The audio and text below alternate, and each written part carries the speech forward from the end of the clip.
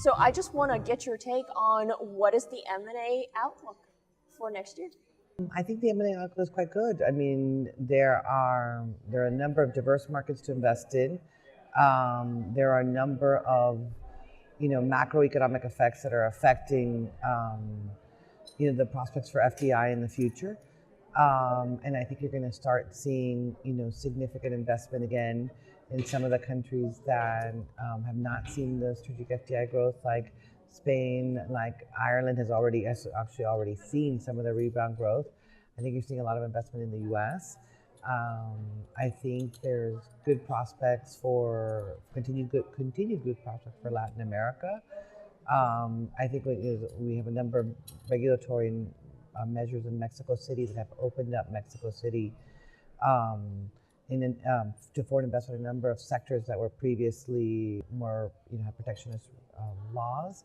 Such as telecommunications and media, such as energy, such as maybe infrastructure, and a number of others. And so I think that's going to be present many opportunities for growth. And we're seeing a significant amount of investment in Africa, a significant interest in Africa from our clients. And I think the FDI flows that were traditional flows are taking different directions. And traditionally you had U.S. companies investing in Latin America. Now you have the rise of the multi-Latinas investing in the U.S. Traditionally the U.S. invested in China. Now you have, from virtually zero investment, you have $60-some billion worth of investment from China into the U.S. So I think it's a very interesting dynamic. So you seem to be very optimistic about it. I think to be optimistic, I have the privilege of working with clients that are in frontier markets or that are growing on a global basis, and so there's always there's always a part of the world that somebody's investing in, and we're buying companies in one region or another. And now it just seems that there's a lot of activities in a couple of regions at the same time. So going into these regions that some of us have never been to before, what are some of the greatest challenges?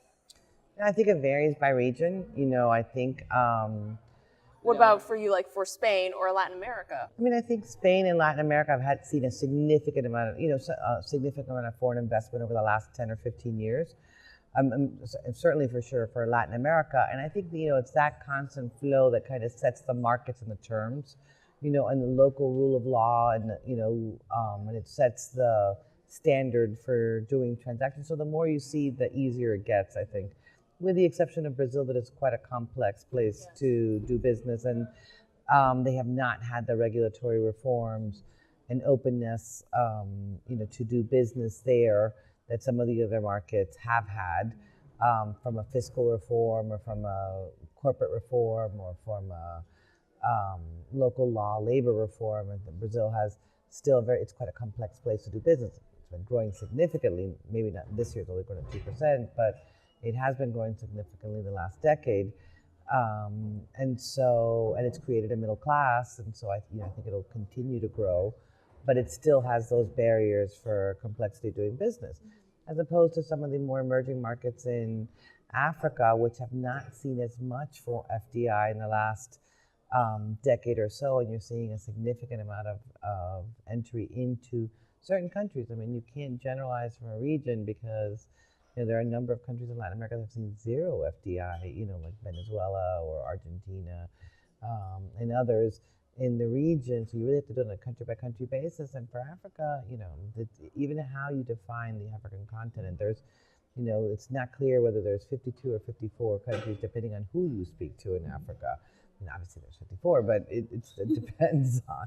But they're not clear about that. And there are some countries that have seen negative numbers for FDI, like Egypt and others. And there are others that are seeing growth, and there's some new markets. And so you think that there's a number of 10, 12 markets that are steadily growing, that have made regulatory reforms, that are welcoming foreign investment, and that have some strategic, either energy or other minerals or other opportunities, and that investors are finding, are seeing finally the value in that. And I think Africa is going to be, you're going to see a lot more investment in Africa from the U.S., from, obviously there's been continued investment from China there already, but from Europe and from other countries. Okay, really quick, one last question. Tell us, what does your firm do and what is your advantage? Well, we are a law firm.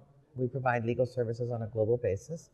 And we represent basically companies investing outside of their home country.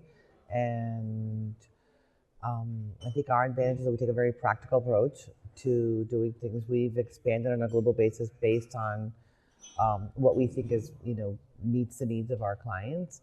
And we have a number of lawyers in our firm that have previously been in-house counsel, that previously had a business side. And I think from the corporate side, for sure, I think that.